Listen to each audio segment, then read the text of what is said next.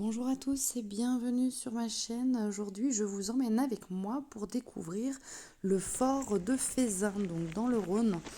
Donc c'est un fort qui a été construit dans les années 1875-1877 dans le but de défendre la ville de Lyon par le sud, mais aussi assurer la défense des forts environnants. Donc ça correspond à une deuxième ceinture de fortification qui a été mise en place autour de Lyon dans ces années-là. Donc depuis le parking, vous prenez le petit chemin sur votre gauche et il va vous amener directement au fort. Donc il y a un petit panneau qui rappelle un petit peu en fait les consignes à respecter au niveau de ce parc. Donc vous allez arriver au niveau de l'embranchure où vous avez de nouveau un panneau qui va vous montrer donc le plan en fait de ce parc. Donc vous voyez à droite le fort de Feyzin. Et ici, ça va vous montrer sur le plan donc la situation géographique vis-à-vis de la ville, mais également donc en vert, le point vert, ça correspond au parc. Et vous pouvez faire autant une balade à l'intérieur du parc que au niveau du fort. Donc là, on se dirige direction du fort. Une fois le portail passé, donc on arrive directement au niveau du pont. Donc à savoir que ce pont, il est rétractable, donc il peut se rentrer à l'intérieur du fort via un système de roulement. Donc depuis la passerelle, on voit en contrebas la ferme pédagogique qui est avec des petits animaux à l'intérieur. Une fois le pont franchi, nous trouvons sous l'arche où figure donc le mur des mécènes. Il s'agit en fait des différents organismes qui ont fait des dons pour la restauration, la rénovation du bâtiment du fort. Ici, nous avons donc la partie de la caserne du Parados. C'est la première qui a été construite au vu des pierres calcaires qui la constituent. Donc sur la droite, nous avions la partie des magasins et à l'étage, ça correspond aux chambrées. Nous sommes passés de nouveau sous le porche du Parados et nous tombons au niveau du puits où les hommes pouvaient remonter jusqu'à 10 litres par minute. Cette eau était stockée dans la pièce qui se trouve à la droite, donc pièce qui est dans le noir. Nous avons sur la droite de l'image donc les lavoirs qui permettaient en fin de compte aux hommes de pouvoir nettoyer leur linge. Nous arrivons ensuite dans une nouvelle cour où il y a la caserne du cavalier qui est le point culminant du fort pour assurer la défense de celui-ci. Au rez-de-chaussée, les magasins de stockage et à l'étage, les chambrées des hommes et des officiers.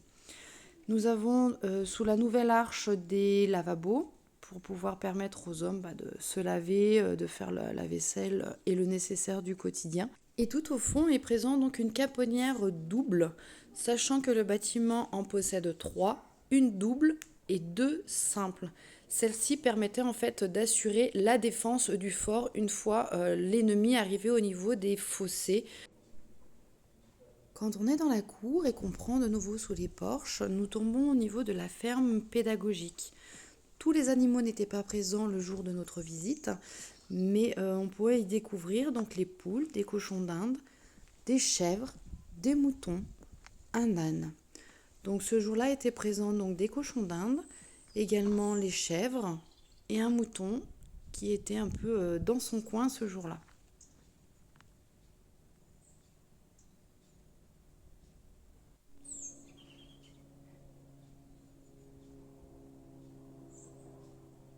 Donc les petites biquettes et le mouton en haut du côté de sa barrière.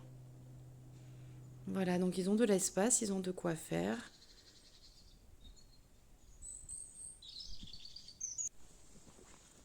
En prenant sur la droite, donc du coup, on peut commencer à franchir, à faire le parcours en fait au niveau du fossé du fort.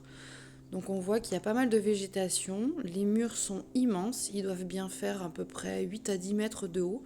Je n'ai pas réussi à trouver l'information, mais c'est assez impressionnant. Donc avant de pouvoir franchir ce mur, eh ben respect.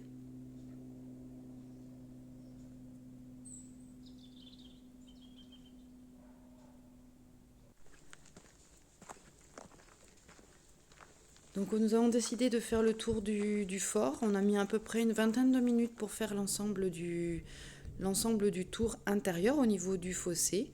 Là, on peut découvrir la première caponnière. Donc, c'est une caponnière dite simple qui permettait en fait de défendre le fort.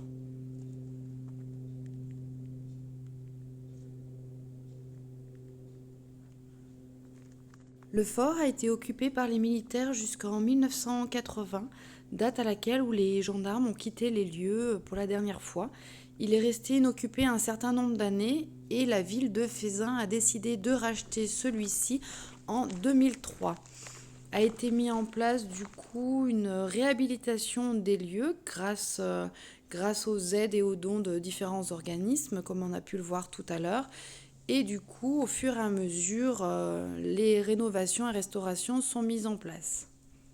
Il y a donc des magasins qui ont pu être réhabilités pour en faire des salles de formation, pour des séminaires ou des réunions diverses. Mais on a pu aussi restaurer, en fait, rénover la partie où il y avait toute la cavalerie. Et ça permet donc actuellement de faire des cours d'équitation. Nous arrivons maintenant au niveau de la caponnière double. Donc elle se trouve au milieu. De chaque côté se trouvent les caponnières simples. Donc on a déjà pu en voir une. Et voici donc du coup la caponnière double.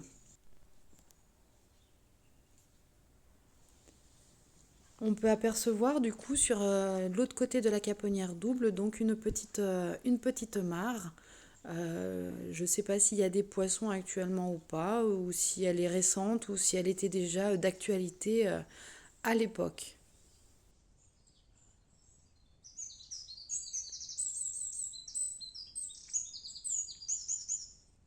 C'est un endroit très paisible et ressourçant. Il ne faut pas hésiter à aller faire une petite balade là-bas. Donc maintenant, nous allons faire le tour par l'extérieur du fort. Donc comme on peut le voir, nous avons plein d'installations avec des agrès qui permettent en fait de faire du sport tout autour du parc. Pareil, on a dû mettre à peu près une trentaine de minutes pour faire le tour du fort. Et franchement, c'est un moment qui est très apaisant et ressourçant. Nous avons des points de vue qui permettent notamment normalement de voir donc le passage dans le fossé, mais avec la végétation qui était très dense, ça a été assez compliqué d'apercevoir le chemin comme vous pouvez le constater. Au détour de la balade, on peut voir un beau tronc d'arbre qui a été tronçonné et forgé pour pouvoir faire des assises pour les personnes de passage. C'était très rigolo et marrant de voir ça, le superbe travail réalisé.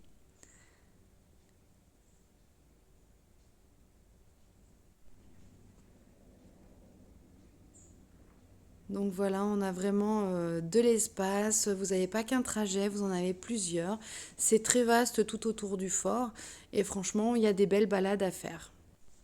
Donc il ne faut pas hésiter. Vous avez des petites clairières, c'est vraiment c'est vraiment accessible, même en poussette, franchement, ça vaut le détour de faire une petite balade. C'est rempli et imprégné d'histoire au niveau de tout autour de ce fort.